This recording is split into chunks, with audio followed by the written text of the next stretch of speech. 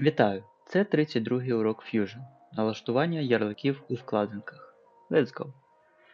Ось наші вкладинки. І тут є ярлики. Наприклад, я хочу для кращої швидкої роботи додати декілька ярличків. Я натискаю меню, вибираю, наприклад, Loft. Бачу, тут висвітились 3 крапочки, натискаю на них і ставлю галочку Pin Toolbar. Потім беру Emboss, теж Pipe і Mirror. Ось. Також ми можемо зробити гарячі клавіші на кожну функцію. Натискаємо 3 крапочки, Change Keyboard Shortcut і робимо, наприклад, Ctrl-M. Бачимо, що в нас вже зарезервовано. Якщо ми хочемо Ctrl-Alt-M, то в нас не вийде. Ctrl-Shift-M можна. Shift-Ctrl-M, це у нас буде Mirror. Натискаємо ОК, пробуємо Ctrl-Shift-M, спрацьовує. Також можна робити з цифрами, не тільки з буквами.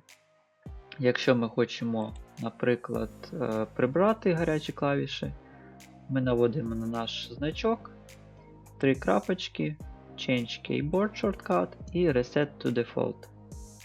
І натискаємо ОК.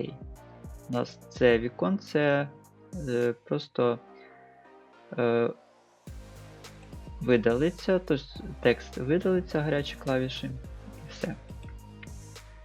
Так, якщо ми хочемо якусь кнопочку, наприклад, прибрати, нам не обов'язково йти в Create, ми можемо просто взяти, потягнути її, і вона прибереться.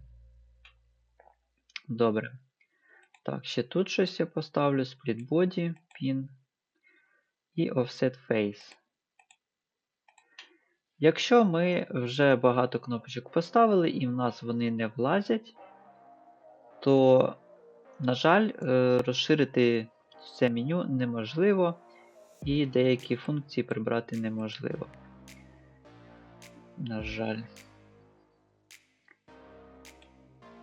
Бачимо, що заблоковано, тобто одна функція повинна залишатись.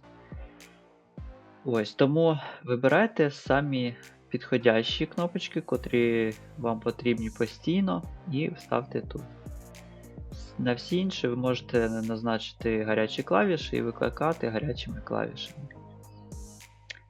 На цьому все. Дякую за увагу. До зустрічі на наступному уроці.